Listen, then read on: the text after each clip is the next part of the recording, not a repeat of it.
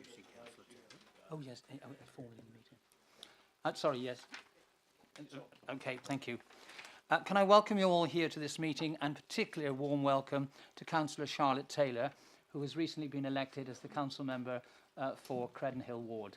Charlotte, you're very, very welcome. I hope you have a very long and happy relationship with Herefordshire Council, and despite all you've heard, they're all quite friendly, really. There we are.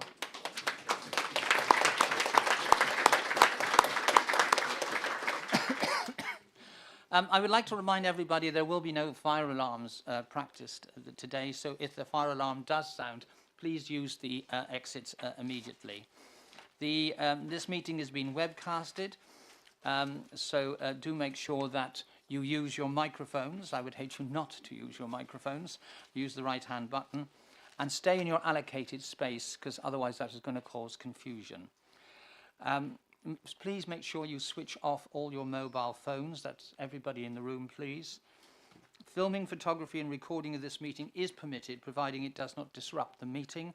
If anyone present does not wish to be filmed, could they please indicate? Otherwise, no is indicating, so that's fine.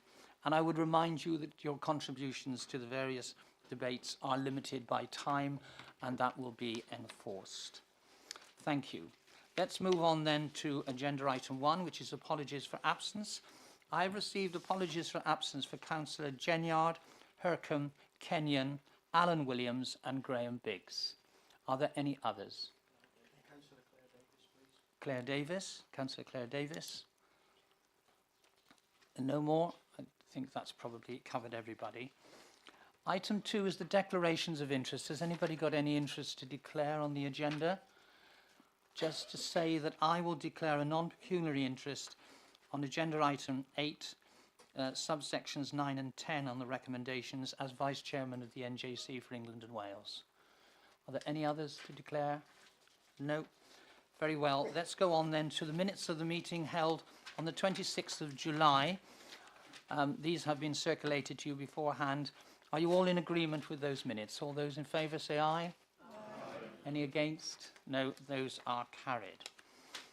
We then move on to agenda item 4, which is the Chairman and Chief Executive's announcement. I would draw the attention to the King's Awards, which are given information there. And if there are any companies in your wards that you are aware of who you consider to be exceptional, please contact the Lord Lieutenant's office, because obviously to get an award like this is quite an achievement. Chief Executive, do you have any announcements to make? Just a couple to bring to members' attention that have happened since the report was published. Firstly, that we've had notification from Ofsted around the next formal monitoring visit. That will focus on protecting vulnerable children and child exploitation. We're expecting Ofsted on their next visit on the 22nd and 23rd of November. Clearly we'll be preparing in advance of that, and once we have the report from Ofsted following the visit, as is our normal practice, we'll be sharing that with members and going through all member briefings with the Corporate Director of Children and Young People Services and Councillor Powell as the Cabinet member. And secondly, this week we've been successful with awards for council services.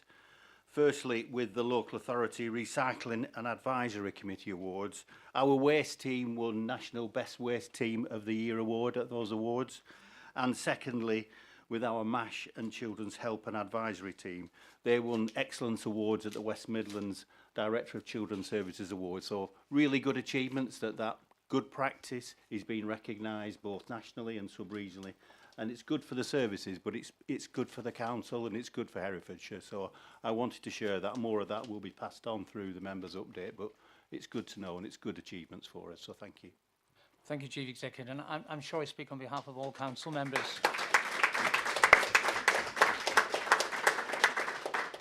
I'm sure I speak on behalf of all council members when I say that we would wish our thanks as a whole council to be sent to both those teams on that achievement. Thank you, Chairman. Agreed. Thank you. Very well, we now move on to agenda item 5, which is questions from the public. 9 questions were submitted. Question 6 has been eliminated, so that leaves 8 questions to be submitted. The first question was from Mr. Martin. Do we have a supplementary? I don't. We haven't received, and I don't think so. Very well.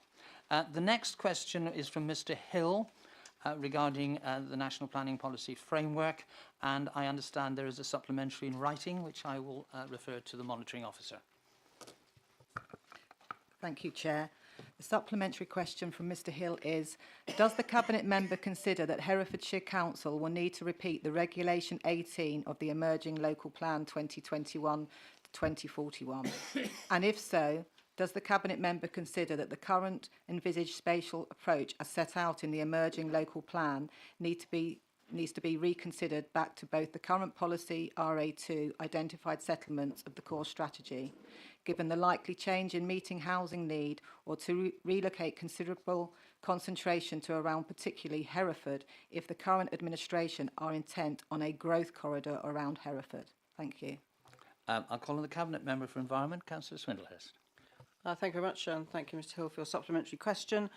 The implications of the local plan making process will only be fully understood once the NPPF has been formalised, which will be early next year. The stage in the plan making process will be dependent on the mandatory housing targets set in the NPPF and the implications that this would have for the plan strategy. It would therefore be premature to comment further at this stage. Thank you. Thank you.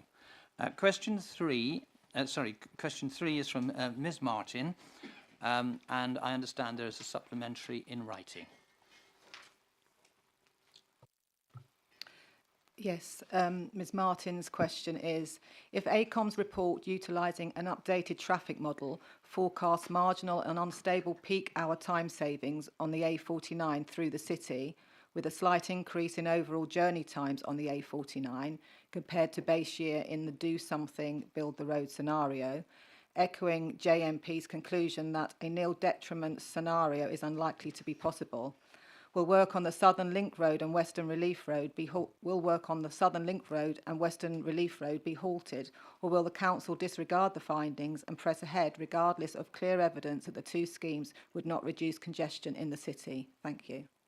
I'll call on the Cabinet Member for Transport and Infrastructure, Councillor Price. Yes, thank you, Mr. Martin, for your supplementary question. The strategic case for any new road scheme will necessarily need to consider a broad array of outcomes, as will be set out with the Council's local plan and forthcoming local transport plan, and not on traffic growth against an historic base year. New infrastructure should be designed to meet the future needs of the area rather than just resolving existing issues.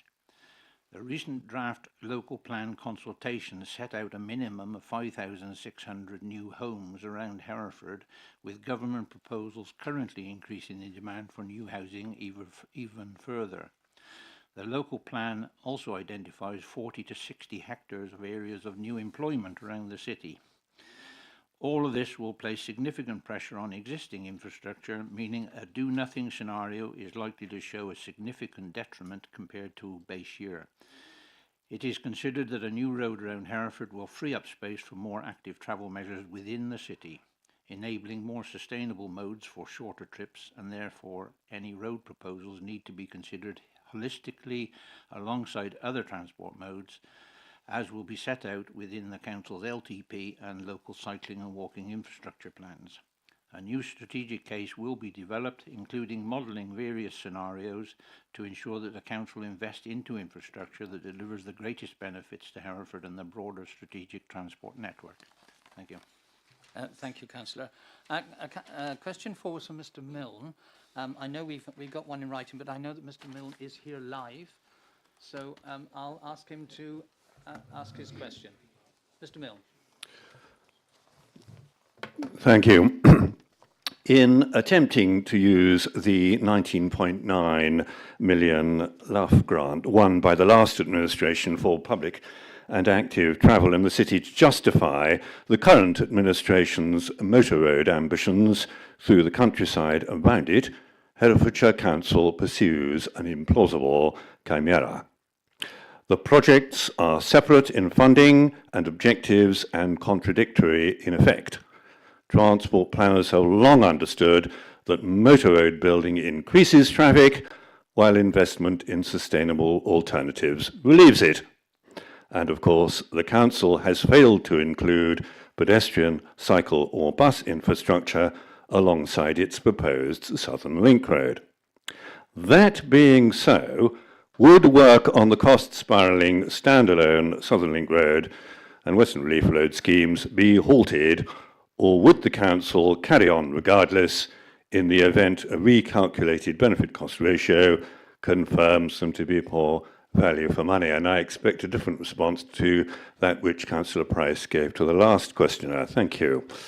Thank you, Mr. Milne. Councillor Price? Thank you very much, Mr. Milne, for your supplementary question.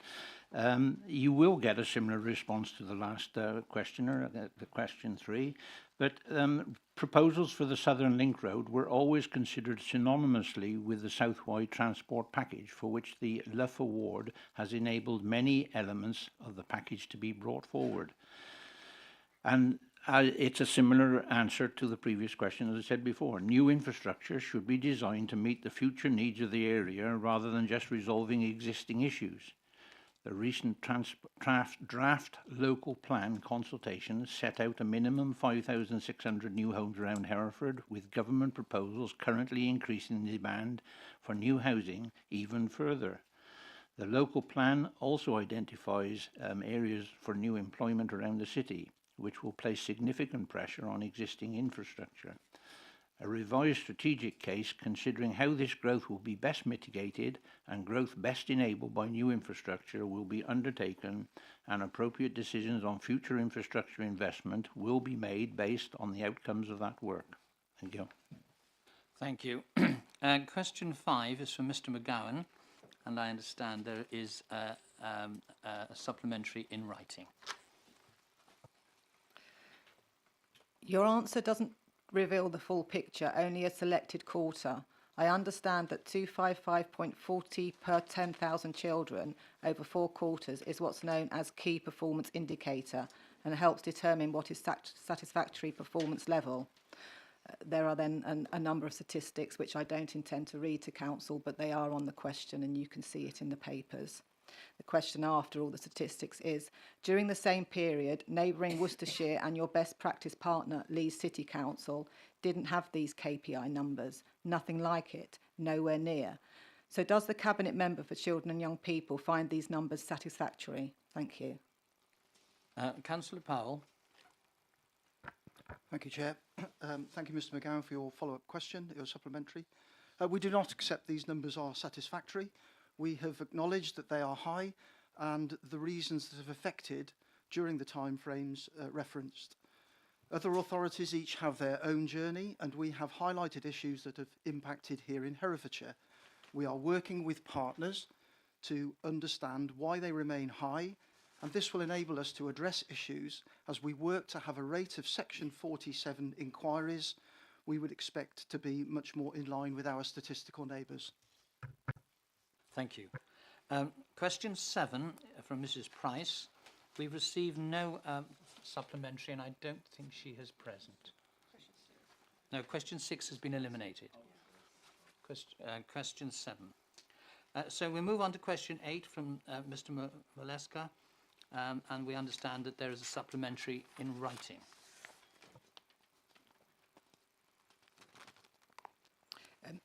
Yes, Chair. The supplementary question is, the active travel measures that were part of the South-wide Transport project generated many benefits for the original transport package, such as improving physical activity and helping offset the increased air and noise pollution from the road. Now that the Southern Link Road is a standalone road scheme with no business case and no funding in place to cover the estimated 35 million cost, how will Herefordshire Council purchase the land necessary if landowners are not interested in selling and fund these land acquisitions, estimated at 4 million at 2010 land prices in the original outline business case for the SWTP? Thank you. Councillor Price. Yes, thank you, Mr. Moravieska, for your supplementary question. The Southern Link Road has always been considered as part of a package alongside active travel measures. The Council was successful in its bid for levelling up funds that has allowed the Council to progress many elements of the former South Wye transport package that was associated with the proposed new road. Earlier in the year, the Council committed a budget to enable progress to be made on the Southern Link Road, which included a budget for acquiring land. The Council has also procured a land agent who has confirmed that the budget is sufficient to meet current land valuations and has made initial contact with property holders or their land agents. Thank you. Thank you. And finally, a question from Ms Reid, and I understand there's a supplementary in writing. Yes, thank you, Chair. I will read the question, but there is some information behind that question again, which will be in the papers. Will Children's Services engage with the Families Alliance for Change either by regular meetings, example monthly, with its members, and or having a Families for Change representative attending Parents for Change group meetings? Thank you. Councillor Powell. Thank you, Chair. Thank you, Ms Reid, for your supplementary question. We understand the value of parents and carers' voice being heard in the work we do, so we can understand their experiences to inform our learning and development. Following the engagement of a number of families through the Family Commission work, which has now been completed, we established the Parents for Change group. We will not engage with other self-created groups of parents, including Families for Change, or have an appointed representative on our Parents for Change group. However, if any parent has a current involvement and is not involved in a complaint process, they can join the Parents for Change group and should contact the Assistant Director, Rachel Gillett. In addition, individual parents can feed back directly on their experiences of current intervention through service user compliments, the complaints process, and or the family survey, which is made available to all families at the end of any intervention. We hope this provides assurance to the public that there are many ways to engage and feedback on families' current experiences of children's services intervention in their lives. Thank you, Councillor Powell. We will now move on then to agenda item 6, which is questions from members of Council. We begin with Councillor Harkham. I understand Councillor Harkham isn't here today, so there'll be no supplementary. Councillor Oliver, do you have a supplementary to your question? Yes, please. Whilst I welcome the news that Herefordshire Council has completed detailed designs for the improvement of Home Lacey Road, I would remind the leader that we have been in this stage before. In the letter of the 27th of July 2012, in reply to my letter of 26th of March 2012, April, May, June, July. No difference in timing from the replies we get these days. In this letter from Andrew Ashcroft, then Assistant Director of Economic, Environment and Cultural Services, I can advise you that a detailed traffic calming scheme has been drawn up and has been discussed in some detail with the relevant technical agencies. Clearly, as you know, the scheme is yet to be implemented. I recognise it is important to secure compliance with condition 12 of the planning agreement. On this basis, I have asked Simon Withers to liaise with Mairead Lane and Amy to give an indication when the fully designed traffic calming measures will be implemented. Once I have this information, I will advise both yourself, the City Council, and Lower Bullingham Parish Council. And this never happened, possibly because Amy lost the contract to the council and therefore being to take over. And your question, Councillor Oliver? But, I would trust your assurance that the this actual construction scheme will start in 2026 and will not vanish into the white blue London like the previous Amy scheme. Okay. Leader? Thank you for making that point and raising that concern, and I will ask the Cabinet member, Councillor Price, to have a meeting with you to give you those assurances that you're looking for. Thank you. Very well. We now go on to the question from Councillor Engel. Councillor Engel, do you have a supplementary? I do. Thank you. Thank you, Leader and Chair. I'm not wholly reassured by your answer. We know the current definition of devolution in England, whoever is in power, is to bribe, blackmail or browbeat local authorities to accept whatever it is that central government wants at any given moment. And once again, size is in fashion, and this county is not big. There is a real risk of us becoming a minor part of a March's mayoralty, or be folded into Slopfordshire, or to fall again under the kindly employers of Worcestershire. What I would like to hear is that insofar as Herefordshire is currently independent, you will personally commit to fight to maintain that, and that any decision relating to alleged devolution is via a free vote made by the full council. Thank you. Thank you. Leader?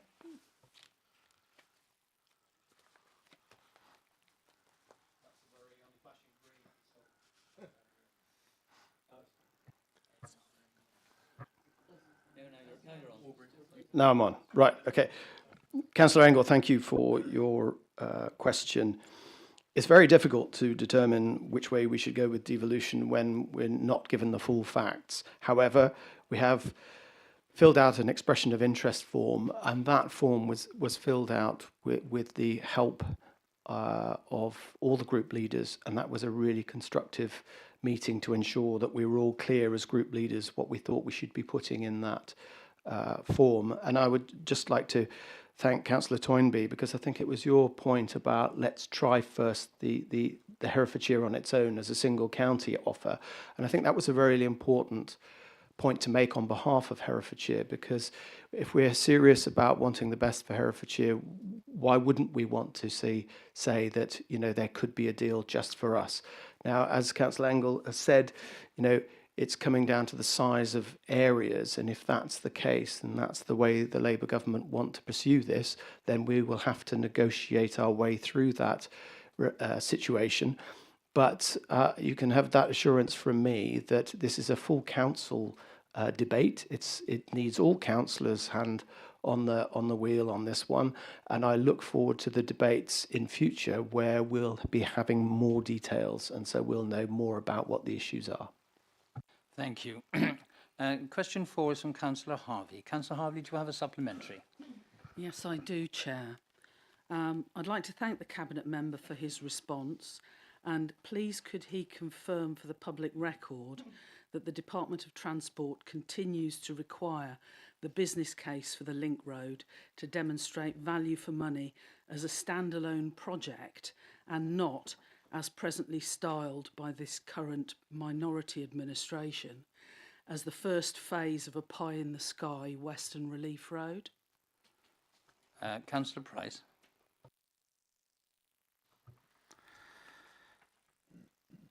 Thank you, Councillor Harvey. I'm not actually sure how to answer what you've asked. I think the answer is to have a conversation with you to assure you that what you're suggesting is not is the way that we're wanting to go. The business case is yet to the full business case is yet to arrive. The value for money will be part of that business case. It will be a standalone project, and it will have its BCR accordingly. So in the comments that you made, I would say that yes, I concur with what you're saying. But I will have a further conversation with you as time progresses to make sure that you are happy with the way that this is developed. Thank you. Councillor 5 is Councillor Hitchener. Councillor Hitchener, do you have a supplementary? Yes, please, Chair. Thank you. Thank you, Councillor Swinglehurst, for your response and providing the Council's response on the NPPF consultation in response to Mr Hill's question. I must confess I had missed seeing that list of responses, and I don't think I'm alone as councillors in that respect, and it's a useful document, I think, for us to look at. Those housing targets are surely unattainable given the county's lack of capacity, by which I mean capacity in the building trade, The lack of land supply, by which I mean supply and demand of housing, the lack of hospitals, access to doctor surgeries, schools and police. I remain concerned that the current administration will accept a huge uplift in housing delivery targets as a tactic to secure government support for the administration's preferred road project. Could the Council Cabinet Member please provide an assurance in this respect? Thank you. Thank you. Councillor Swindlehurst. Thank you, Councillor Hitchner. I mean, as you can see from the initial response to your question and to the response to the consultation, we are making the case to say that the targets set by the new methodology, we believe to be, aspirational, putting it very kindly. This is a very, very difficult target, and the fact that the proposal is that it should be mandatory with a 5-year housing land supply, all of these things add up to immense pressure on the council, and we are pushing back against that. But as my previous answer to the previous supplementary question, it's a process, so we have to wait for the response to the consultation to come through, so we know what the government's intention is before we kind of then see what our response to that is. But we will continue the line that we've taken, which is to say that without appropriate investment in infrastructure, and that's infrastructure in doctors and dentists and school places, we do not see how this is going to be deliverable, however hard we try. Historically, that's not been the case, and to put the 5-year housing land supply pressure on top of that is just unfair and untenable. However, we don't control both ends of the conversation. Thank you. Thank you very much, and that concludes questions from members of council. We now move on to agenda item 7, the appointment to council committees, and we currently have a vacancy with regard to the vice chairperson of the employment panel. The proposal is before you that Councillor Toynbee takes up the position of vice chair. Is that proposed? I can propose that. That's been proposed and seconded, and that's seconded. Yes, seconded everywhere across the room. Are there any other nominations? No other nominations. So can we take a show of hands, please, on the election of Councillor Toynbee for vice chair of employment panel? Any against? No. One. In which case that is passed, and you are now the vice chairperson of the employment panel. We now move on to agenda item 8. This is the report of the Herefordshire Independent Remunerations Panel, and you can be the report can be found on pages 33 to 72. You will notice that there are something of 10 recommendations. They had 5 lines of inquiries, as you could see into them, regarding new allowances for the council independent persons, also regarding allowances for vice chairpersons, also task and finish groups, and the chair of the scrutiny board, and also linkages with regard to allowances to the NJC. Those were the 5 lines of inquiry. It's my proposal that unless anybody has a particular conflict with any aspect of that, that I will take all these together and vote on them as one. And I will move that from the chair. Do I have a seconder? Yes, I have a seconder, Councillor Hitchner. On that basis, is there anyone has got any comments or concerns about any aspects of the recommendations of the Independent Remuneration Panel to Council? Any comments? Otherwise, I will ask you to vote these through en bloc. Agreed? Very well. So therefore, can you please now move to a vote on that report? Will you accept all those recommendations? All those in favour? Any against? Any abstentions? No, that is passed unanimously. Thank you, Council. We now, whisking through this agenda. Agenda item 9 is the constitutional updates. Please find a report on the supplementaries published on the 4th of October with regard to the various amendments to the Constitution. Can I politely reflect to you all that these have been passed by the group leaders, And I did ask that if you had any concerns regarding these or explanations, that you contact the Deputy Monitoring Officer. Again, as with the previous item, unless there are particular issues that are proved to be more of a discussion, I will take these on block. I will therefore move the recommendations as on page on the page there, which are A to I. Do I have a seconder? Councillor Hitchener, thank you. Are there any issues of which members are concerned about and wish to discuss or debate, or shall I move straight to the vote? You're content that I move to the vote? Very well. I will then move that all these recommendations as outlined be supported. All those in favour? Any against? Any abstentions? That is unanimous. Thank you very much. We now move on to agenda item 10, which is the appointment of the independent persons to the Audit and Governance Committee and to the Standards Committee. The report is before you in your papers, and I will propose to move the motion, and I look for a seconder. I'll look this way this time. Councillor Cornthwaite, thank you for seconder. For a change, yes, for a change. I want to make sure there are other people in the room. Very well. You see the report and the recommendations regarding the two individual appointments. One, of course, to the Standards Board, and the other to the Audit and Governance Committee. I'm going to move. That's been moved and seconded. Are you content that I move to the vote on this? Agreed. All those in favour? Any against? Any abstentions? No. So that is approved. Now, Council, you've now put me in something of a dilemma. The substantive items on this agenda are to come. The suggestion is it is now just gone past.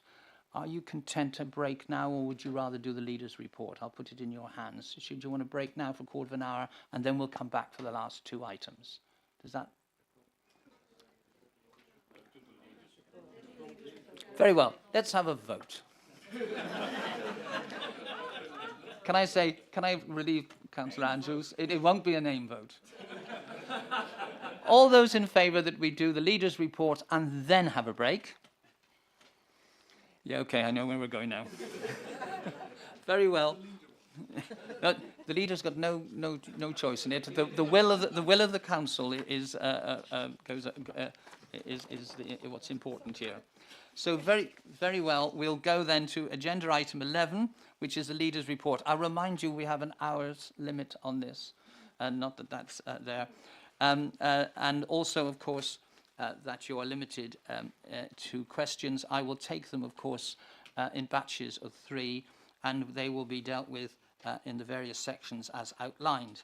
We will begin, as always, on the first topic, which is children's services and improvement update. And for those of you who want to follow them more closely, of course, they are in your papers, beginning on page 84. Are there any questions for the leader regarding children's services? Sorry, Chairman, can I just make a comment about the report itself? Indeed, sorry, yes, you go first and then I'll call questions. Yes, so obviously the leader's report is a list of all the decisions that have been taken by the administration, but I just wanted to just echo the point that I thank group leaders for their help with following, with filling out the expression of interest form with regard to devolution. It wasn't a statutory decision, but I just appreciate the fact that group leaders helped me with that process. Very well, thank you for that. Right, questions on children's services. I've got Councillor Stark. Any more?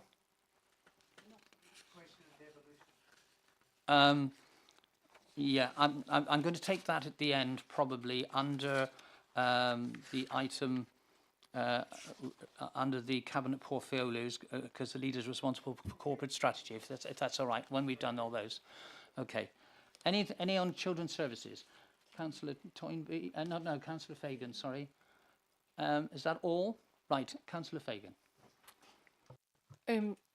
Thank you, Leader. The phase 2 of the improvement plan looks great. Could we please make sure that the website is updated so that the new version of the improvement plan is on the website, please? Well spotted. Yes, absolutely. That's vital, and we will make sure that that is updated today, won't we? We shall. Good. Thank you. Thank you. We move on then to the integrated community equipment services. Are there any questions on this? Yes, I've got any others? No. Very well. Yeah, straightforward. Thank you, Chairman. It's Councillor Crockett over here. And Yes, sorry, Councillor Crockett. Yes, I forgot. as you well know, my big deal is healthcare and well-being. So this one fits in really nicely. I can't believe it's flown by this time that we took the last decision on this, and I think we've all identified that it is a really important service that we share with the ICB, Integrated Care Board. So my question really to the leader is, now that we've identified this service needs recommissioning, are we going to include in that recommission procurement the supply of equipment to the long outstanding demo centre at Hillside, or have we put that notion to bed? And if we have, where is the money that we put aside for it? Thank you, Leader. Thank you, Councillor Crockett. Thank you very much, Councillor Crockett, for the question, and looking at the huge importance that this service provides. I know from personal experience that my family was provided with equipment in our hour of need, so it's absolutely crucial that we maintain this service and do it well. With regard to how we ensure that we have the right provision for Hillside, I will get advice on that point and clarification, but it's absolutely vital that we make sure that this service is the best one we can provide for all circumstances where it is needed. But I will get clarification on that point for you. Thank you. And thank you for raising the opportunity, providing the opportunity to stress how important service this is. Thank you. We now move on to item 3 there, schools accessibility works. Are there any questions on that? Yes, Councillor Stone. Anybody else? Just Councillor Stone. Councillor Stone? Thank you, Leader. I welcome the Here for Herefordshire holiday programme, which benefited over 1,000 children and young people on free school meals, who received free school meals during this summer. And also the government's recent decision to extend the very important household support fund. But with the recent 10% increase in energy prices, is there anything more that the council can do to support families on low incomes during this particularly difficult winter? Thank you. Yeah, this is item 4 actually. We've skipped to item 4, but Chair, I'm happy to take the point. I mean, the answer, Councillor Stone, it's a very good point to make. The answer is there's lots that the council can be doing to help families, but also to help all households who are struggling with their energy bills. And recently at the staff conference that I attended, it was really heartening to see all of the great work that officers are doing with regard to making sure that people can access grants and support to insulate their homes. We've got a very enthusiastic team that are prepared to help people, and I would like to plug those services so that just to make people aware that there are initiatives out there that address fuel poverty. We've been campaigning for that, for quite a long time, and I would like us to see more engagement in ensuring that people are aware of the services and the help that we provide with dealing with fuel poverty. But these are encouraging things to see with regard to what's in the leader's report on how we are helping families and children in particular. Thank you. We've slipped into number 4 now, which is the wide range of free activities across the county. I've got Councillor Proctor who wants to ask a question on this. Is there anybody else on this section? Councillor Driscoll? Okay, right. Councillor Proctor, then Councillor Driscoll. Thank you. this Here for Hereford project is excellent, and it's delivered in a way that is typical of the way that the council goes around delivering these sorts of projects, which is to rely on existing community infrastructure and local groups, which is great in areas where there is existing infrastructure and local groups. What is the council doing to identify areas where we don't have that infrastructure? And what is it doing to create that infrastructure and support those local groups? Thank you. Councillor Driscoll. Thank you. Yeah, I'd just like to echo, I think the Herefordshire and the WOW project that was organised by the council was extremely successful in Ross-on-Wye this summer, and there was a great example of partnership working with both the DBID and Ross-on-Wye Town Council with the free lunches that took place as part of the Summer of Fun. I just hope that these kind of schemes can continue and be extended, and that it can be copied again next year if possible, because it was extremely well received. I would mention that it was a shame that there was very little evidence that the scheme was funded in any way by Herefordshire Council, and I do think it's important that when we do organise these kind of activities, that residents are made aware that this is something that we are providing. When we're doing good work in the community, I think people should be told about it so that they can see where their money's going. Thank you. Thank you. Leader? Thank you very much. And first to Councillor Proctor's question and challenge, I think it's an excellent challenge. I think what we've seen over several years now is the strengthening of the Talk Communities model in its engagement with communities to make sure that there is that resource out there. But equally, as you've said, there are gaps and pockets where that infrastructure isn't there. So it really is going to be really helpful to have that model of Talk Communities to engage with those, if I dare I say, black spots where we haven't got that community support. And then that's why it's really great that we've got the Talk Communities model. However, alongside the Talk Communities model, we have to get better at engaging with the whole community and making sure that we're raising these issues and making sure that we play to our strengths where we can gain the support that we need.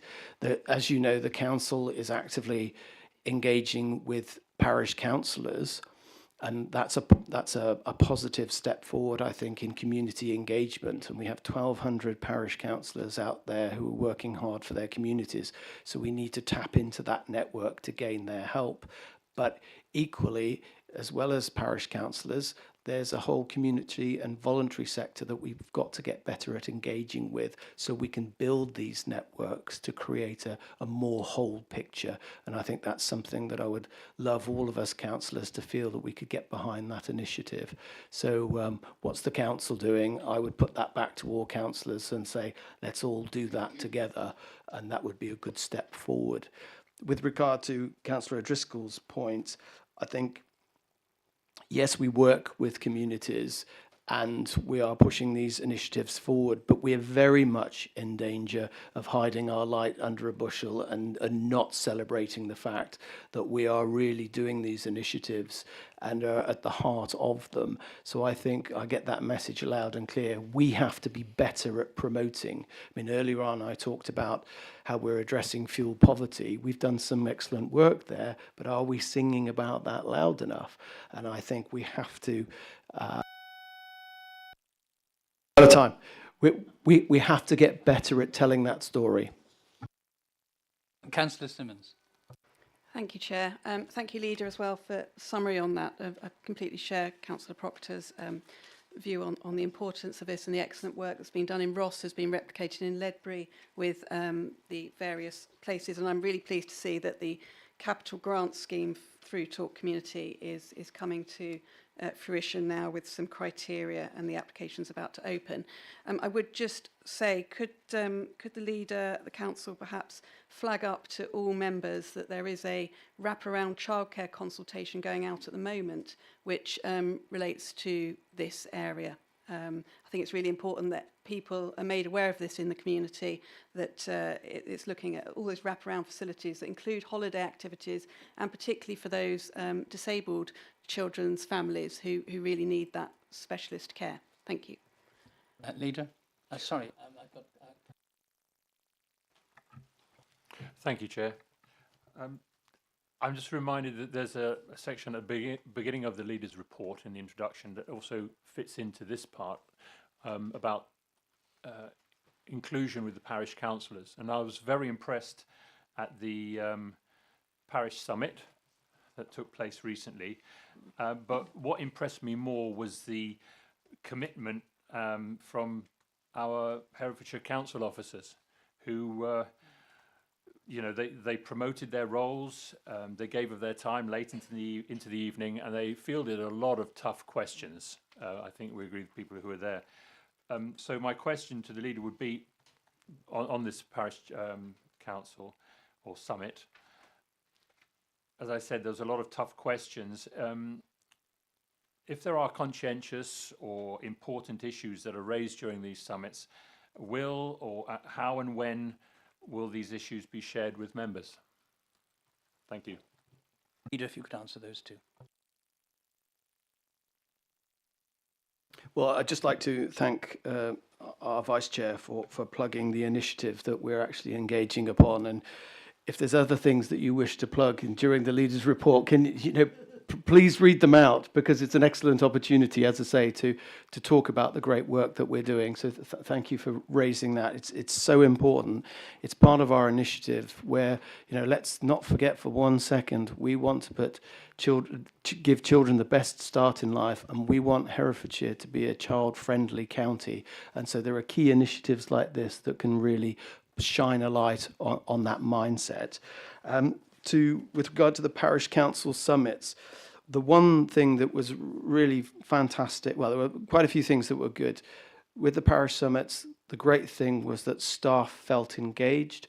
When I met all of the staff beforehand, before all of the councillors came in, and I was saying, you do know there are 1,200 of them. And they were, I didn't say there were 1,200 were coming, but there were 1,200, and they were aghast. They were saying, really, that many? So it's absolutely critical that our staff realise that there's a whole army of volunteers out there who really want to engage. And the feedback I got at the last summit and this summit was that parish councillors are saying, golly, I didn't know that there was that level of service going on and that many people doing that many jobs. And the staff loved having that light shone on them. And so that was a very positive thing. The other dynamic, and Councillor Woodall's right, we got some flack and some fire, but that's the purpose of having the summit in the first place, so that officers, members, Herefordshire councillors and officers can hear the issues, the frustrations. We had some positive feedback because some parish councils had got the funding they wanted, but we had some other feedback that it wasn't happening as slick as it could have been. But this is the crucible in which to have these issues hammered out. And what I would love to do, and I think it's a great point that you're making, is we've got to feed back to this body so that everybody's crystal clear on what the issues are being raised at the parish summits and how we as a council can respond to those parish councillors.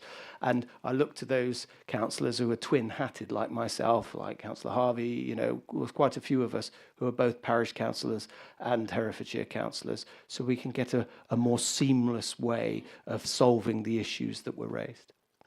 So I'll commit to that. Thank you. Thank you, and I certainly recommend that Parish Council Summit.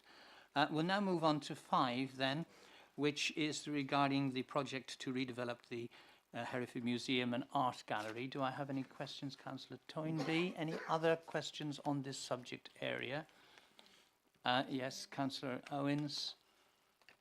Just those two. Very well, Councillor Toynbee and then Councillor Owens. Thank you very much. I'm sure the leader will join me in thanking our absolutely brilliant museum staff for everything they're doing. They're offering tours. They moved our museum into Fraz Street, which was a huge job, in lovely, beautiful grey Fraz ward. And now they've got to move it back. So our museum staff are really doing a fantastic job. Under this item in the report, there's mention under this discussion of the redesign of the museum, which, as we know, is at the heart of our city. Is mention of the word regeneration of Hereford City, and colleagues will have seen the rather impressive Hereford City master plan that was created a couple of years ago. And it's also mentioned, the master plan is also mentioned in the written response to public question number 3 for this meeting. So my question is, where is this master plan being incorporated into the council's plans for the city so that we can address it in a really holistic way? Thank you. Yeah, Councillor Owens. Thank you. My question is actually more to do with the general theme of place than it is the museum specifically. I would just like to remind the leader that in the motion on housing passed on the 8th of December last year, the leader was requested to provide council with an update on housing delivery at each meeting of council. And can I invite the leader to update us about that, please? Thank you. And I've got Councillor James, and then I shall move on. Councillor James. Thank you, Leader. I'm just touching on this connected with the museum, former part of the museum, and it actually saying at the bottom of page 86 to establish a high-quality visitor attraction in the city centre. We have one part of the city which is a sort of hidden jewel, and that's Churchill House, which has been left in a pretty dilapidated state and looks a very sorry sort of site. I do hope that there's no move to selling that particular site, that particular building, because it's an important and very, very attractive part of the city, which many people in the city don't actually know and have never visited, many people. And it must be retained as part of our attraction to this city. The open space is one of the best parts of Hereford City. Thank you. If you could answer those questions, then I've got Councillor Swindlehurst afterwards.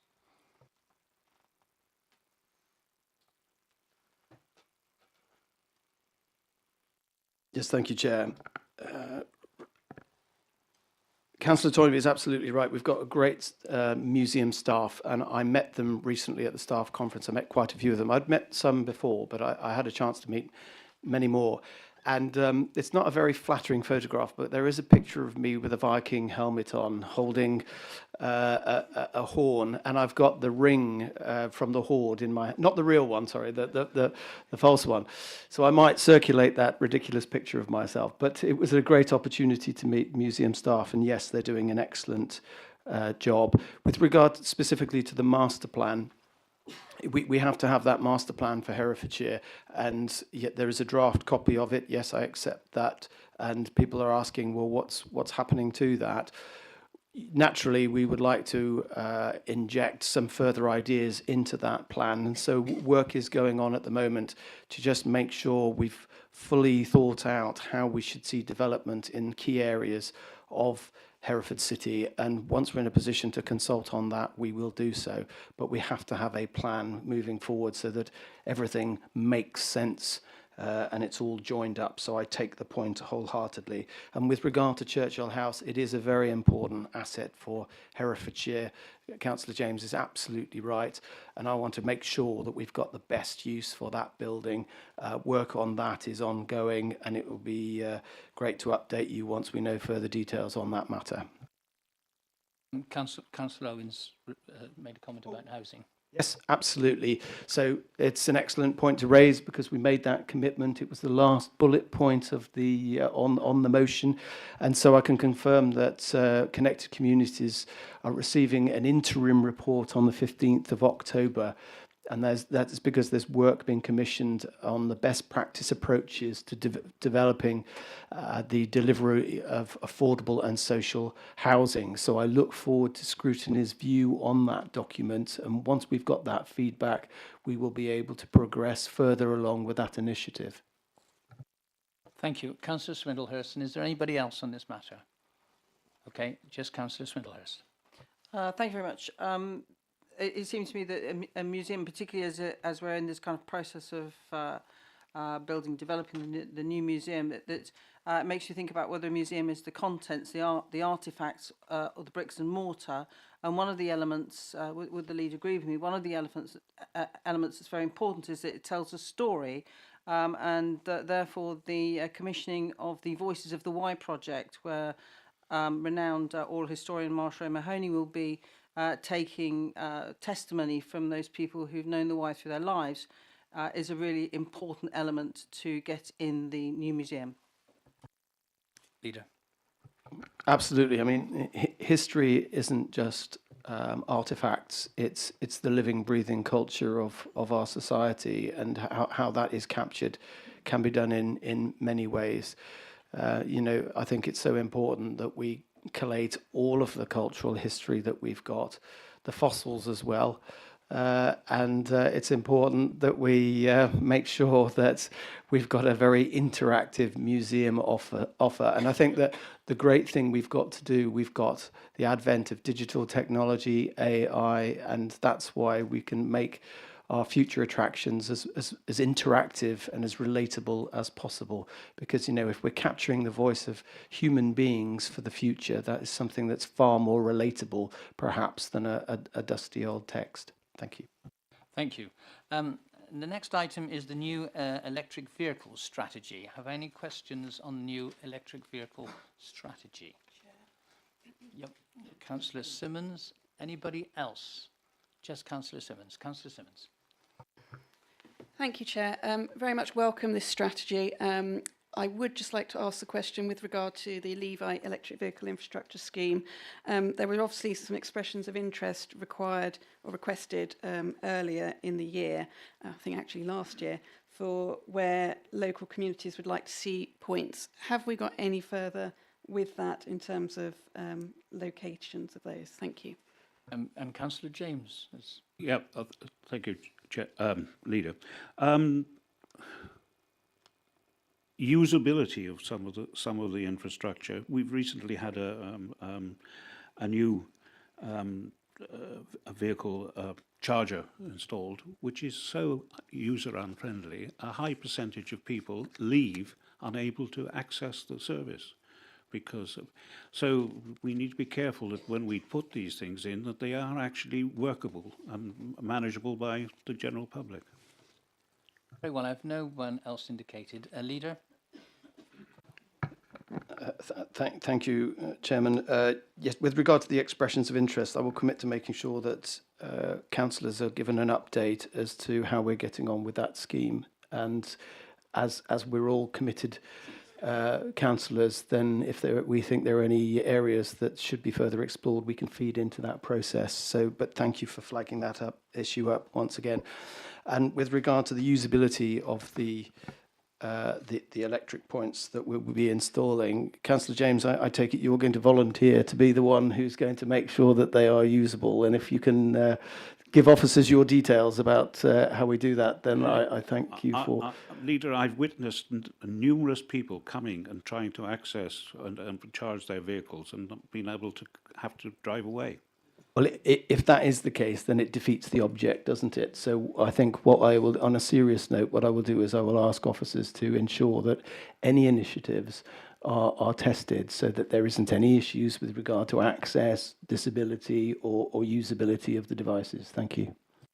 Thank you. We now move on to the Wetland Development and Phosphate Credit Scheme. Any questions on this? Yes. I've got Councillor Spencer. Any others? Any others on this subject? Okay, only Councillor Spencer. Councillor Spencer. Yeah, thank you for the update on this scheme. I recently attended an event organised by the Hereford Wildlife Trust to campaign for a wetland near the new transport hub. Is this wetland being considered as part of the overall schemes for Herefordshire? Leader. It's a key piece of land. It's a very important piece of land for Herefordshire, and it would have to be a part of any scheme that we have because it's land in the heart of Herefordshire. It's really important, and so the answer is yes. We'll then move on to, over the page, to 8 and 9, which I'll take together, which is regarding the budget and performance reporting. Any questions on these? Councillor Hitchener. And anyone else? Councillor Proctor? Okay, Councillor Hitchener and then Councillor Proctor. Yeah, thank you, Chair. Another friendly question about to come your way, Leader. As my role as chair of the Audit and Governance Committee, I'm absolutely delighted to find that we were the first unitary authority in the country to complete its annual accounts.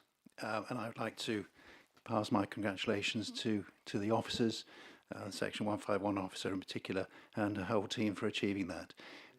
It reflects that the controls within the council from a financial perspective are first rate.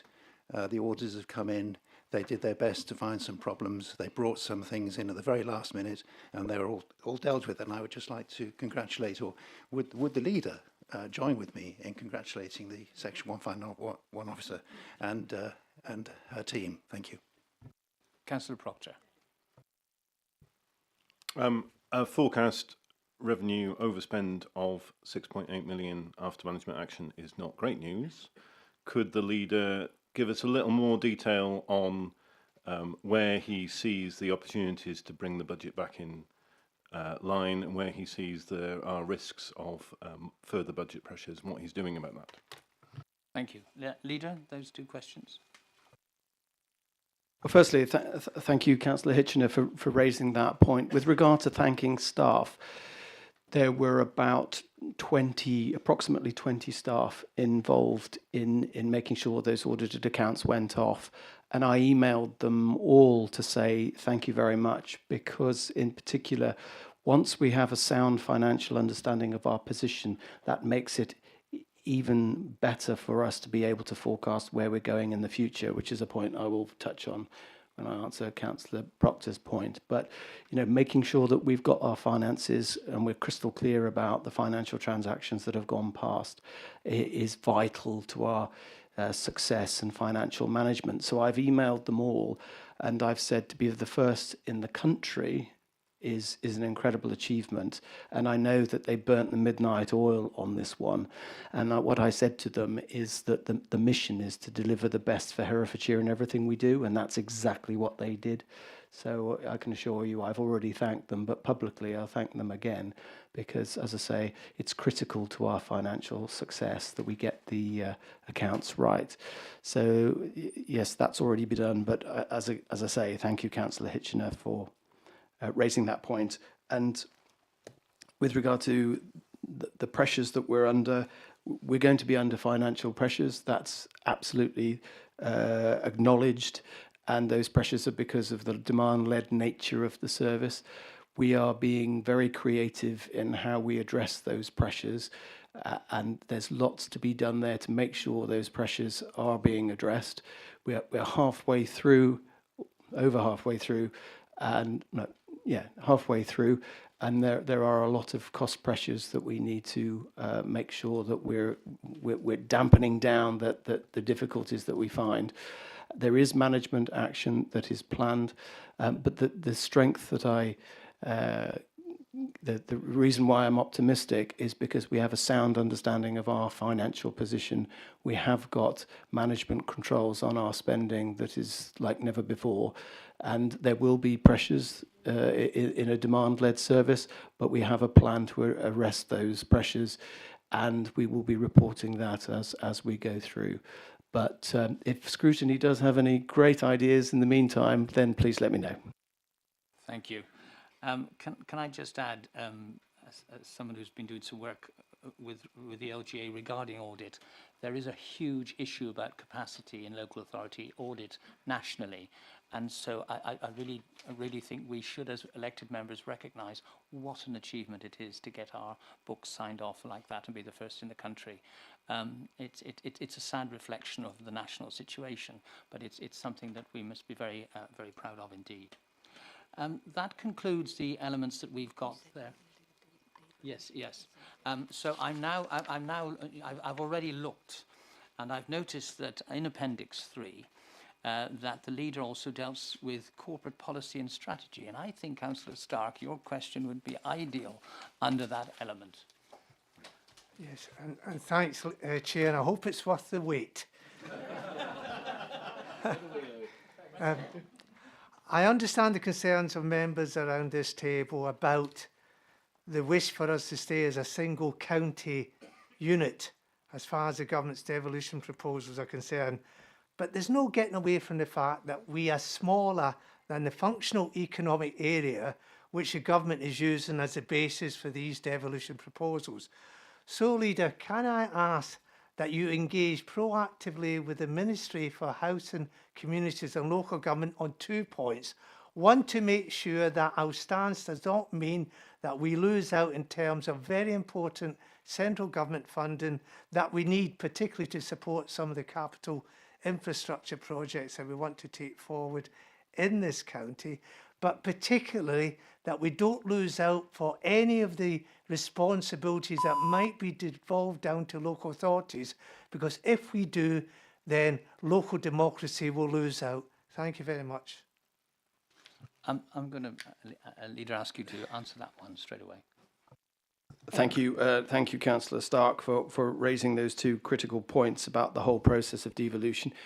We have to be realistic in this matter of dealing with devolution. And yes, as I say, I praise Councillor Toynbee for saying, you know, let's state that ideally we'd like to have a single level approach to devolution.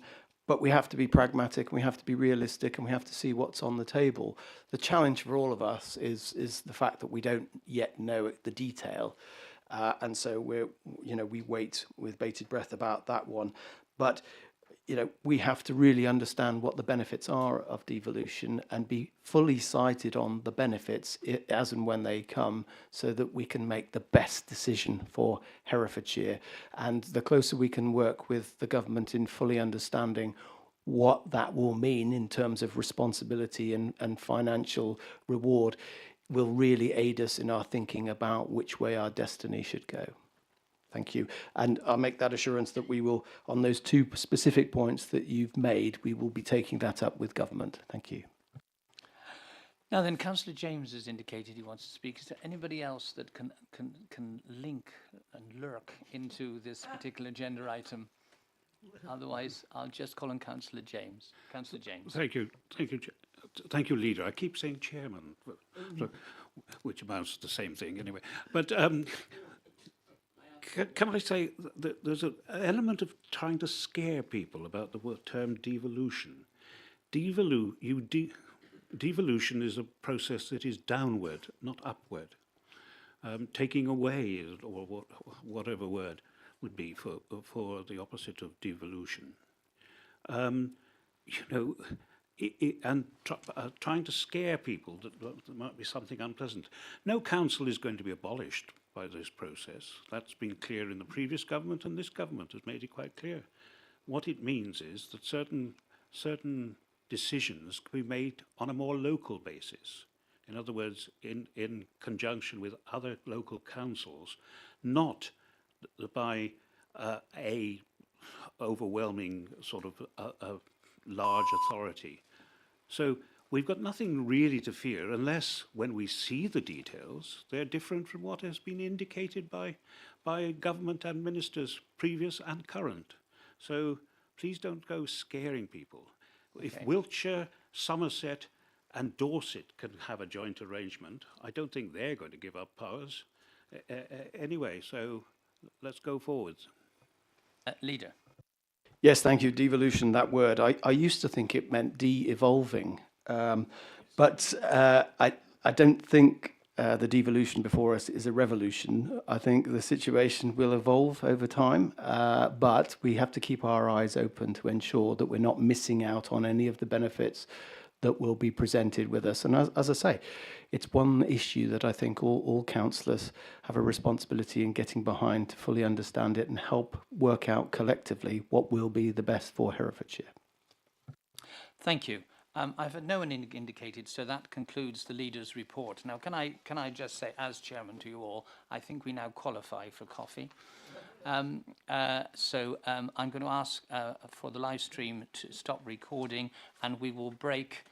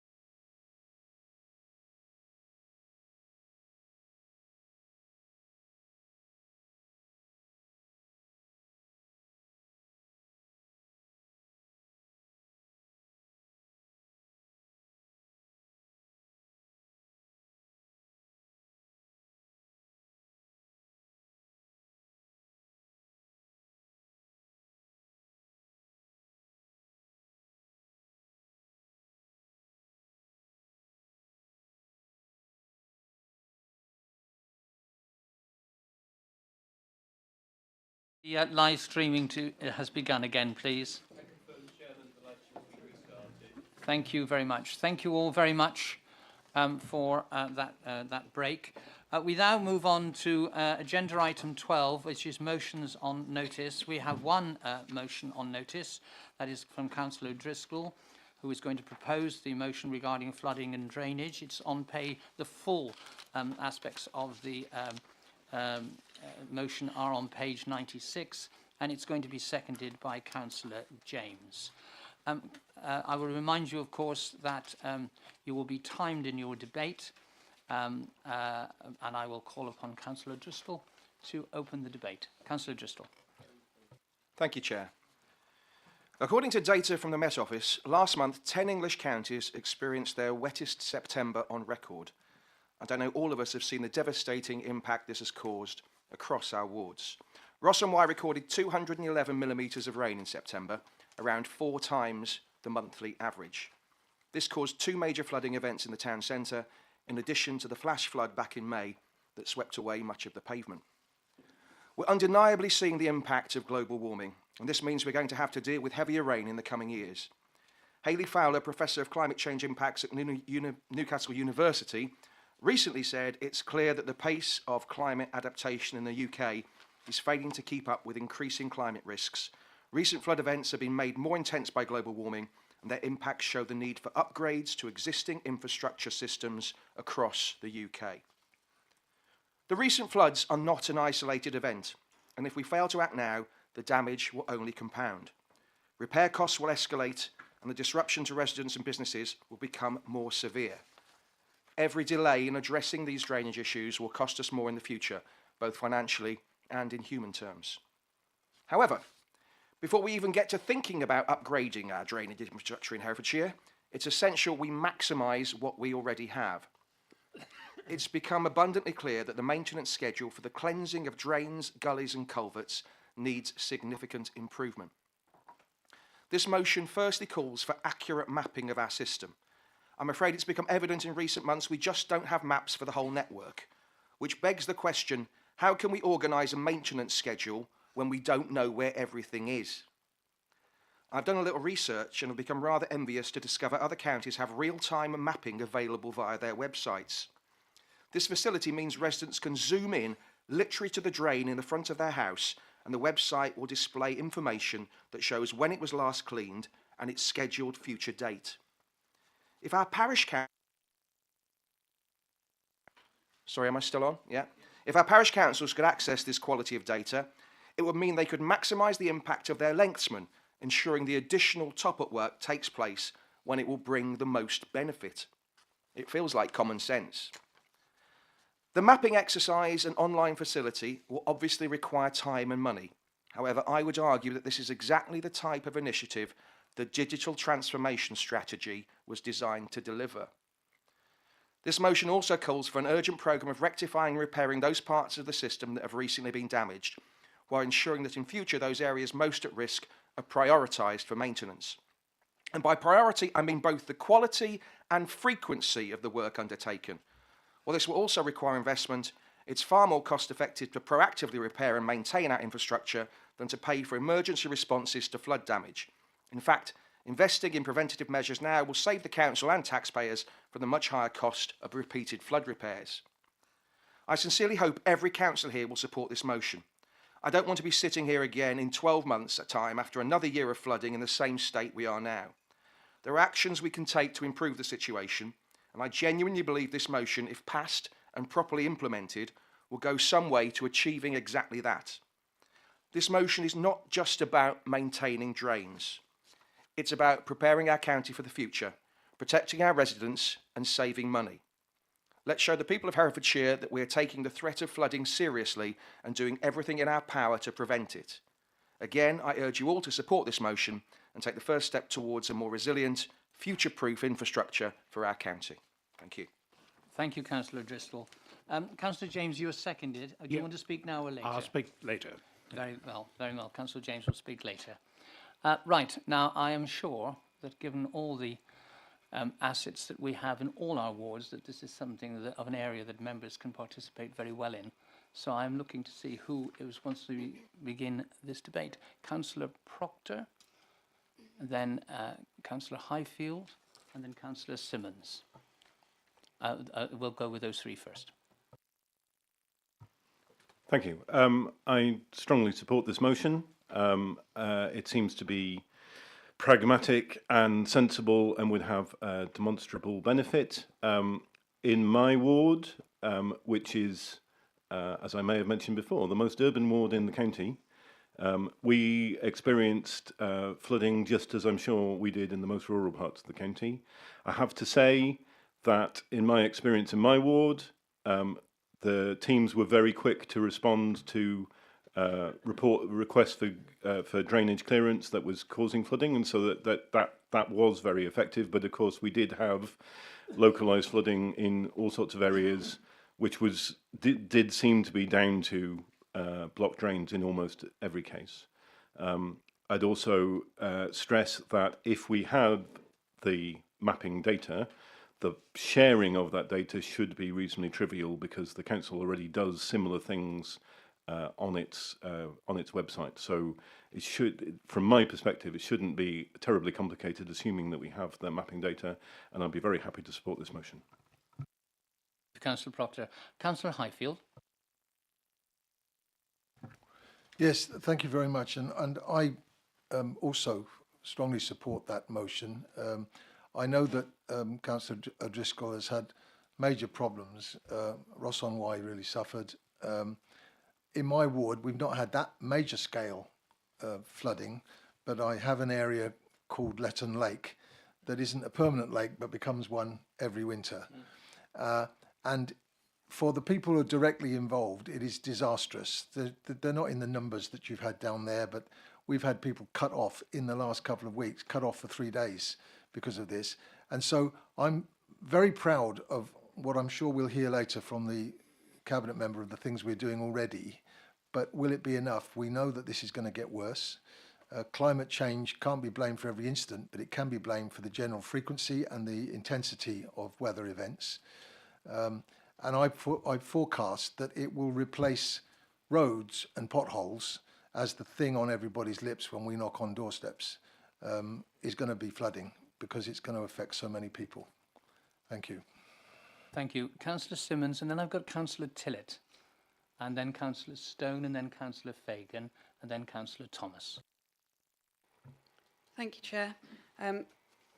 I too support this motion, although I do recognise the amount of work that's currently being done in this area already. And I also, having had experience of the past year of engaging with our highways and drainage teams over flooding in Ledbury, I also am aware of how difficult it can be to map this network because of land ownership issues with private drainage, particularly agricultural rural areas and old land maps and etc. So I do think this isn't an easy exercise to undertake, and therefore I am slightly concerned about the funding required to deliver this. I'm aware of the 1 million obviously that's been put into drainage, the 445 of drainage grant for parish councils. I do, however, I'm slightly concerned that as a Green group we pushed, and with our independent colleagues, to establish a climate resilience fund, and I think that money has been taken from that fund to use for other areas. And this was exactly the sort of thing that I think it was set up to do, that we would see climate change, we would see the impacts of it on our population and our residents.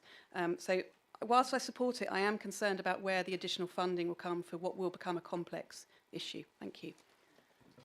Thank you. Councillor Tillett. Thank you, Chair. 2 points. Firstly, as a ward member whose entire northern boundary of my ward is the river, flooding has long been a major issue for my ward, predominantly, of course, from the river, and it seems quite unexpected that so much attention now is having to turn towards flash flooding purely from rain and drains. But I do know from my own experience, and whilst I take Councillor Simmons' point about some of the rural areas, you know, the mapping is far from complete even in the city.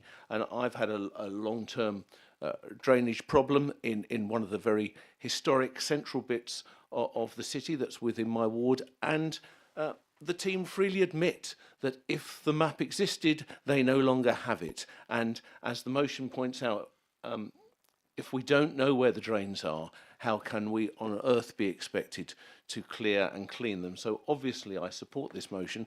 My second point is a much more general one.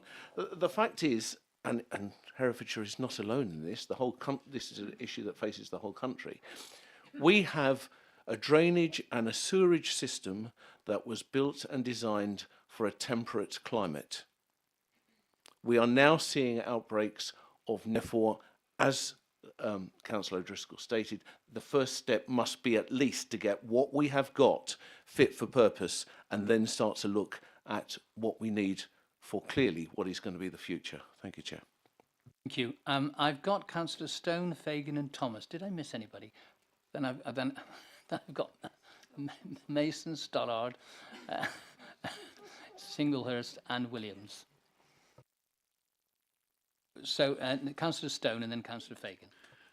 Thank you, Chairman. I feel very supportive of Councillor O'Driscoll's very topical motion, bearing in mind flooding that has occurred over the years in my own ward, in Brimfield, and the devastating effect that this can have on households. Endless meetings, but not very much action. Past Cabinet Member John Harrington prioritised drainage schemes in one of his budget, the years of one of his budgets, and it was a very ambitious programme, but some of the schemes were never carried out. I suppose they just ran out of time and ran out of money. Can I suggest more regular clearing of gullies, not just reactive clearing, but more regular clearing so they don't get blocked in the first place? Secondly, as has already been pointed out by other members, mapping of gullies and drains be given higher priority. I know there's a grant available for parish councils at the moment in which you can apply for either several hundred or £1,000 for mapping to take place, but that all has to fit in with other priorities parish councils have. I think this needs to be done on a wider basis. It would make it so much easier and quicker for gullies and drains to be cleared if everybody knew where they were. And thirdly, closer work with the Environment Agency, who are after all responsible for our rivers. To give an example, in Leominster, there have been two successful schemes in Leominster North, flood alleviation on the Lug and the Kenwater, which is helping to prevent flooding in literally hundreds of houses. And after the third wettest September on record, as somebody said, I think we need to do far more than we are at the moment. I realise the constraints of the budget, financial problems, but when Balfour Beatty started, their slogan was invest to save, and that's what I feel we should do. Thank you, Chairman. Thank you. I've got Councillor Fagan and Thomas next, and then I've got another 7 speakers lined up after that. So, Councillor Fagan. Thank you, Chair, and I'm fully supportive of this motion. I think, as my colleague Councillor Simmons has said, that there is a lot of work ongoing already, and we need to develop on this. I think the importance of having a climate resilience fund so that we can actually have finances available to mitigate the impact of climate change is absolutely essential. For those of us who are ward councillors in rural areas, the challenge of mapping is almost insurmountable. If it's difficult in our developed areas, our cities and our towns, it's almost impossible in the rural areas. And I think that it would be really helpful to get this information that exists in lengthsmen's brains. They're few and far between lengthsmen, and actually we need to tap into this resource. I think also one of the issues is the fact that when drains are cleared, what is extracted from the drain is actually dumped next to the drain, and the next time it rains, that is flushed back down the drain, and that seems to be a very simple issue to resolve, yet almost impossible. I think also that it was very good to hear just recently about the Y-Scapes project and the issues around management of our landscape as a whole around the rivers and streams. very, very promising work. But I think in the rural areas, our farmers are absolutely crucial in helping our drainage system. We've got settlements in rural areas which have developed alongside farms, and while there is some extremely good practice happening on our farms, there is also some really poor practice where land is cultivated on hills right up to very fragile hedge lines. When the rain comes, we've got prime Herefordshire soil and potatoes often being poured down, literally down the drain. That is an enormous problem, and that is something we need to do to keep encouraging our farming sector to actually use the schemes, the stewardship schemes and the sustainable farming schemes to actually improve the retention of water and soil on our Herefordshire land. And also in terms of the Environment Agency, I think we need an update of the flood risk zones, because quite often in planning, flood risk zones are actually not representative of what residents experience on a monthly or sometimes weekly basis. So I think that we need to look at this holistically. We've got to get all the different agencies on board and make sure that we are actually as best prepared for the impact of climate change, because we know it's coming and we know it's going to hit us. So let's put all our resources together. Thank you. Councillor Thomas, then Councillor Mason, Councillor Stoddart. Mr. Chairman, when I was farming, my farm was on the A465, that's the Hereford Abergavenny Road. I actually worked very closely with the then district surveyor, and every drain on that new section of road was mapped, and mapped very, very exactly. So somewhere these plans must be. I agree with the last speaker. We need to divert a lot of our funds away from our main contractor, away to parish councils and our lengthsmen. Parish councils know where the problems are. There is all my parish councils. There's somebody on there that keeps a very close eye on the drains, so therefore knows. So we really do need to divert funds away, and I think I'm fully supportive of the motion. Thank you. Thank you. Councillor Mason. Thank you. Most of the points I was going to make have been made by others, so I'll be very quick. It just strikes me, we've talked a lot about climate change. Climate change, obviously a reality, but it's not the only issue here. To me, our water and sewage issues are a key part of infrastructure. We've been talking about more housing, we've been talking about the increased population within the county. We talk about infrastructure of roads, of schools and hospitals, but water to me is utterly critical on this. And I think it's therefore vital that we understand and map the resources that we've got, the assets that we have, in particular where we think that we are going to have increases in accommodation, in housing. I have at least one village in my patch which is really struggling. However much we improve the drainage, it'll really struggle because there's simply nowhere for the water to go in the long run. That's part of a bigger question. So I welcome this motion, but I think it's a bigger piece than just being climate change, not negative the climate change point at all. I've next now got Councillor Stollard, then Councillor Swindhurst, then Councillor Williams. Thank you, Chair. In addition to the drainage funding that's provided in the public realm contract, this administration has provided this year £453,000 for rural drainage, which enables parish councils to submit requests through to Ed Bradford's team. I would also like to confirm that that will also be available in next year's budget. As a ward member for Bromyard-Bringsty, the Brockhampton Parish Council have utilised a local farmer to provide our own local map for the area of Bromyard-Bringsty, and that has been used to provide our requests to Ed Bradford's team to do local drainage across the top of the Malvern Road and the Bromyard Downs area. So, whilst I very much support this motion, I'd like to say that we are actually, we as the administration are working to deliver to the parish councils as well. Thank you. Thank you. Councillor Swindlehurst. Thank you very much. I agree with this motion. I will be supporting it. I think the fact that so many members want to speak to this motion suggests to me that this should be a scrutiny subject, so that members can go into it in more detail. flooding blights both properties and lives. We need to do as much as we can to reduce the impact of these events. Rainfall events and return periods of fluvial flooding are all demonstrating that we face an increasing challenge, and it's appropriate to make sure that we rise to that challenge. As a rural ward member, I would like to highlight the work and importance of the parish councils and parish lensmen who do know in detail the drainage in their areas. And I think, as Councillor Fagan said, this is information that we need to access in order to better understand that infrastructure. And it's great that the council supports this work, and the more we can do to support that, the better it will be.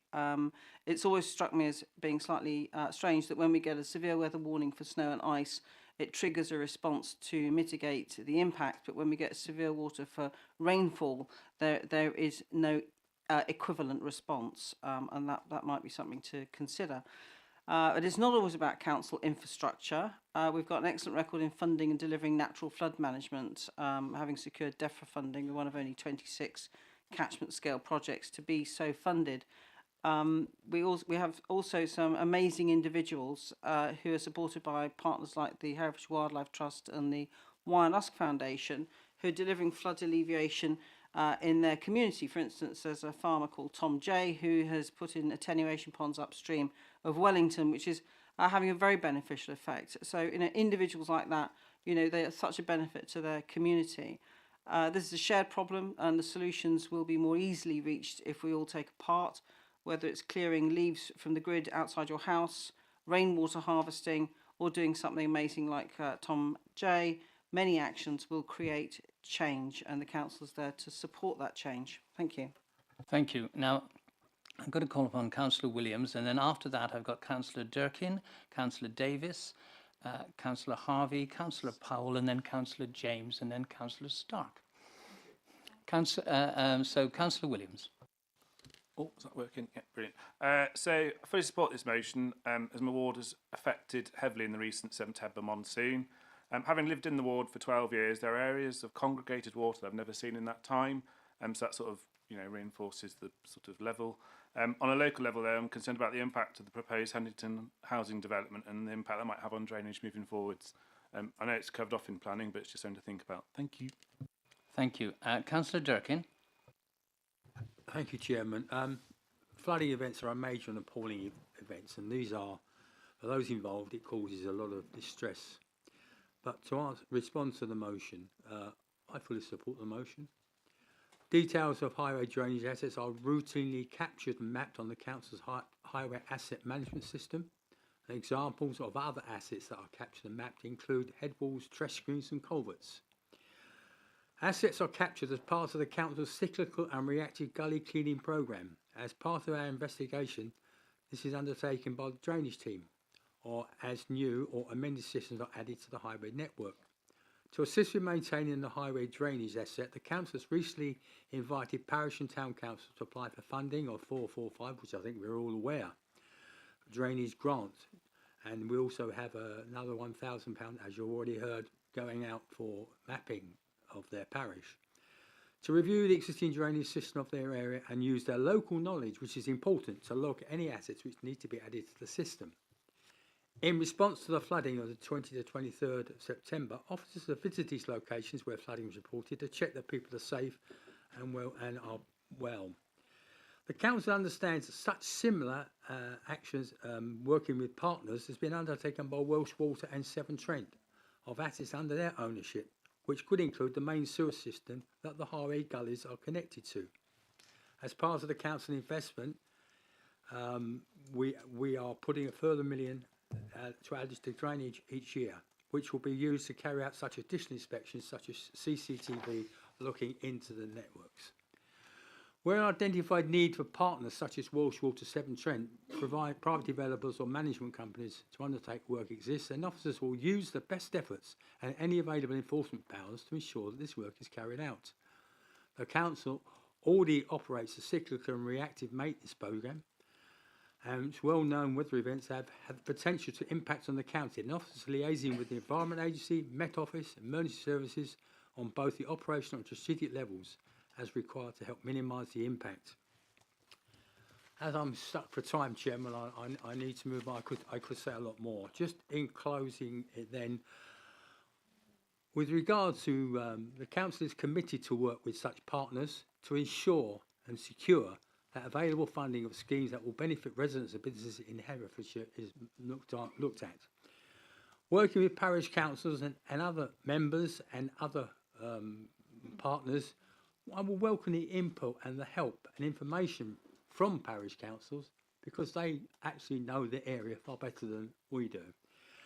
As you've heard and seen, there's a lot of work is being carried out and this work is and will be ongoing into the future. Thank you, Chairman. Thank you. Now I've got Councillor Davis, Councillor Harvey and then Councillor James. Councillor Davis. Thank you, Chair. I would just like to say that I'm supportive of Councillor Driscoll's motion. I think it's a really good idea. My ward, the northern end of it in Lower Bullingham, suffers greatly from flooding and will benefit from this. Our Lensman is actively involved at the moment and will be looking at the mapping anyhow with our locality steward, which is going to benefit this whole motion.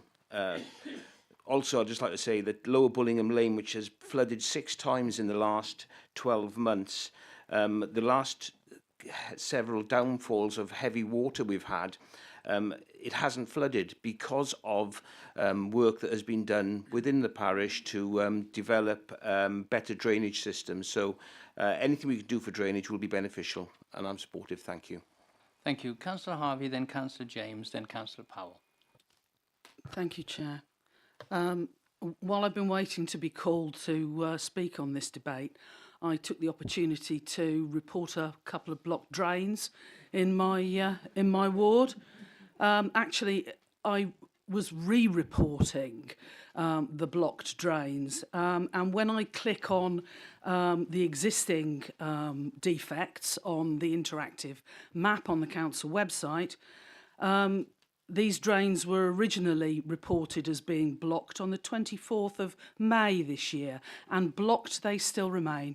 Not only that, they are right in the heart of Ledbury, at the bottom of the cobbled lane for which we are famous, and they're still blocked. So I've re-reported, but actually in doing that, I would comment that there isn't actually a function on the report it tool to report a blocked drain. You have to report it as an other defect on the road system. So it's really difficult for members of the public, if we do try and encourage them to engage and to use their local knowledge and to report things that are problems so they can be dealt with before we get another downpour. We're not really helping them do that in the way that we've got the system set up. So, you know, it would be nice if we actually had block drain or gully as an option on the road defects, so that we could help people navigate quickly to report exactly those sorts of issues. But I support this motion. It is down in the weeds, as it were, in terms of the operational day-to-day, and it's important that we get that right. But I'd like to go sort of strategic for a moment. I'm appointed by this council to sit to represent our interests on the Lower Severn Drainage Board, partly because my bit of the county is within the drainage basin of the Severn rather than the Wye. But I have tried to find out who's responsible for the drainage board for the rest of the county. And there is a Lug drainage board, but there isn't one for the Wye. There is on the Welsh side of the border, but there isn't in Herefordshire. And basically, I've been told that the responsibility falls to Balfour Beatty and to the council. So it might be helpful to actually just make sure that if we own that drainage board responsibility for the Wye area, that we're actually discharging it fully and making sure that our contractor's doing that. If the chairman will indulge me, I think there's another strategic problem, which is that the responsibility for flood modelling is split between the local authority and the Environment Agency. The Environment Agency is responsible for fluvial modelling for flooding, and the local authority for pluvial. Unfortunately, one person's rainfall modelling is another person's river water modelling when the rainwater makes it into the river. And neither as cabinet member responsible for planning a few years back or as a member in opposition have I been given assurance that those two modelling systems are joined up and feed one another. Okay, thank you for that. I'll now go to Councillor James, then Councillor Powell, and then Councillor Stark, and then Councillor Tomby. Thank you, Leader. Can I congratulate Councillor Driscoll on putting forward a notice of motion that is of some obvious benefit to the people we represent. So many of our notices of motion are detached from the reality of the life that people are experiencing in our communities. I have to say that those are the criticisms. There is no overall map of the systems and the drainage within the county, and it needs to be done. There used to be for most of it, but what has happened to it, I don't know. It seems to be that we're tending to look at things that don't affect our priorities are for matters that don't really affect our constituents. That has been the case over a number of years.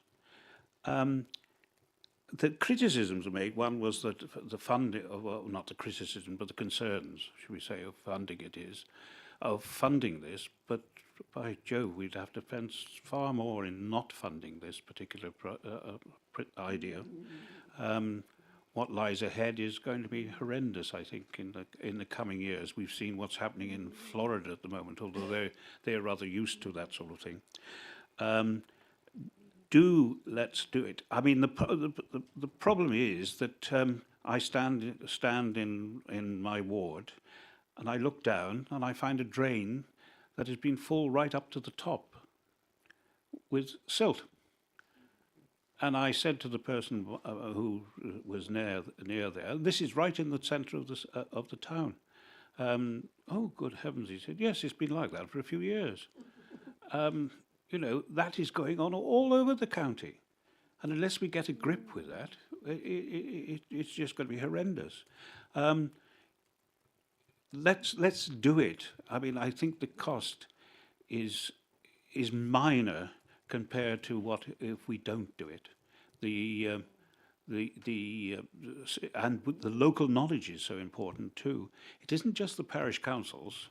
Sometimes the parish councils don't have that much knowledge. It's those people who have been there for a long time and remember where those drains were, where those gullies were, etc. And, you know, we're going to lose it all entirely eventually if we don't do this. So I urge people to support this motion. Thank you. Thank you, Councillor James. Councillor Powell, Councillor Stark, and then Councillor Toynbee. Councillor Powell. Thank you, Chairman. I fully support this motion, and I'll keep it short because I think everyone in this room wants to speak on it. With this motion, we need some joint-up thinking with the Highways Agency, in my opinion. The A49 runs right through my ward, and it is resulting in disputed drains, which result in desperately unmaintained and poorly kept drainage. So when you try and report it to one authority, they say it belongs to the other, vice versa. We need to, once and for all, determine who owns these drains and get the maintenance programmes on these drains sorted straight away once we know who actually owns these drains once and for all. Thank you. Councillor Stark. Thank you, Chair. I mean, obviously, I fully support this motion, but it's not the whole answer, Chair. I think flooding is actually challenging us in terms of our response to it. If you take the recent experience of businesses in Ross, part of the problem where the block drains, part of them is the way the sewage and the drains connect and configured, but part of it is inconsiderate drivers going through the flood water, causing bow waves, which flood the small businesses who may have coped up to that point with the sand bags and everything else they put in front of their shops, but who suddenly found the bow wave overwhelmed them. So what I would like to ask this council today is, we need to have a session on how we respond to flooding generally, not just this motion. And I would ask Chair, the leader and the administration look at how we can actually engage with all members on analysing the issues and seeing how we can actually come up with a complete sort of programme of works to address it, not just the points that Councillor Driscoll has made well in his motion. Thank you. Councillor Toynbee. Yes, thank you. I was at a flood group meeting just earlier this week. Greyfriars Flood Group is an absolute model of community action on this, and they've done really, really well, and drains came up as that. Yeah, as other people have said, partnership working is really essential. We've mentioned the Environment Agency. Councillor Powell just mentioned National Highways, which again, yes, came up in our local planning flooding group meeting, so that's really essential. And Welsh Water is another key partner, as Councillor Durkin mentioned. So I support the motion. This isn't a proposed amendment, but I just want to make the point that it's very important that we as a council have a strong and, if necessary, challenging relationship with Welsh Water, who are a really key partner. And there may be opportunities we can explore for them to attend some meetings. Thank you. Thank you. I've got Councillor Baker, and then I've got no one else. Councillor Woodhall, the leader. And so I'm going to call on Councillor Baker, then Councillor Woodhall, then the leader, and then I'm going to finish the debate and go back to Councillor O'Driscoll. All right. So Councillor Baker. Thank you, Chairman. In the middle of September, some major drainage works were carried out in Penkham. This required 11 days of road closures and the hiring of a jetting machine from Warwickshire, because apparently we don't have one. You would think with the drainage problems we got in this county, we would actually have a jetter. And so anyway, everyone was really quite happy. All the drains were sorted out. Imagine my surprise on Monday when I had a phone call from a resident to tell me that the drains had overflowed. So I trundled off down there, and lo and behold, there were 2 gullies completely overflowed. One of them, the gully cover, had actually been lifted off by the water pressure, and this was now flooding down the road. Fortunately, there's a little brook further down, and it was able to go into there. If this was winter time, cold winter time, that water would have turned to ice, and it's on a downslope, so it could have been quite a disaster. I reported the matter, obviously, and I've been promised action. What that action is, I really don't know. But I just wonder, are we using the right people with the right equipment to do these works? Thank you. Thank you. Councillor Woodall. Thank you, Chair. I support this motion, of course. This is something that we should be doing naturally. This is part of what is the responsibilities of the council. But we can't be complacent that this motion alone is going to fix things. We cannot stop the rain. We can improve the drainage. We can push it down and help the towns, the residents, and the new housing developments. But it won't help the farmers. The farmers are the ones who end up with that water that's gone down the drain. In the surface water, it's backing up on their fields. It's ruining their lives and their homes. They can't get cattle out on the field. They can't get the harvest in. They can't do things like that. It's their land that's ending up with the improvements of the drainage here. It's going to push that water onto their lands. It stays for longer. The next downpour comes, it hasn't drained away yet. So as has been mentioned, I think it's about the joined up thinking with environment agencies and internal drainage boards and so on. What we're doing is we're pushing this problem downhill, and someone lives at the bottom of that hill, and they live in my ward, they live in your wards. And we have to figure out, as Councillor Stark was saying, a proper response to this, because this is our job. We should be improving the drains, but it does not fix the flooding. Thank you. Leader? Thank you, Chairman. I sense the consensus in the room, and therefore would like to thank Councillor O'Driscoll for bringing forward this motion. and I know he's been at the coalface with regard to flooding issues in Ross, and so sense his frustration and reason for bringing this motion forward. But the benefit of this motion is that it applies to all areas of Herefordshire. So, and as we've heard today, members have been very passionate about highlighting the areas of the issues that they face in their areas. In answer to Councillor Stark's point, I think we must be more strategic as a group of councillors. So I'd like to explore the way we could, as a whole body, engage in this issue. And as Councillor Toynbee has said, also, it's not just the council here; it's Welsh Water, and I would welcome meetings where we had discussions with Welsh Water, public meetings, maybe scrutiny, where we can discuss these issues in public. But I'm fully supportive of the motion. Thank you. Thank you, Leader. That concludes the debate. Thank you, members, for your participation in that. I will now go back to the proposer of the motion, Councillor Driscoll, to sum up. Councillor Driscoll. Thank you, Chair. Yes, it's. I'm very pleased to see there's consensus around the room. I know a couple of people have mentioned, either outside of this meeting and within the debate, the idea of this coming to scrutiny. I'm a little resistant to that at this stage. I think what we would need to see is a set of plans drawn up by officers, properly costed, for how this is implemented, and a timescale for how it would be implemented, and then for that to come back to scrutiny. I think we need to do some work on it rather than it just being bounced back to a scrutiny committee to move it forward. So I think that should be something that's done quite urgently, because as I said earlier, I really do not want to be sitting here in 12 months' time with us in a similar situation, all having major concerns with residents all being flooded again, because it is only going to get worse. I am fully aware that this is only the tip of the iceberg as far as global warming is concerned and the impact it's going to have on our county. But what I do think we need to do is maximise what we've got now, because we've got no excuse for not doing that.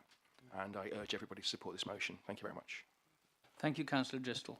The motion is there before you on page 96. It has 5 elements to it. And judging by the manner of the debate, I think that probably should be a relatively straightforward matter. So therefore, I'm going to ask you all to do this by vote, by show of hands. All those in favour of the motion on flooding and drainage, please show. Thank you. Any against? No. Any abstentions? No. So that was carried unanimous. Thank you all for that. Members, we've now we have dealt with the agenda today. Can I thank members of the public and councillors for their attendance at today's meeting. The next scheduled meeting of this council is due on the Friday the 6th of December at 10 o'clock. I now declare that this meeting is closed. Can I ask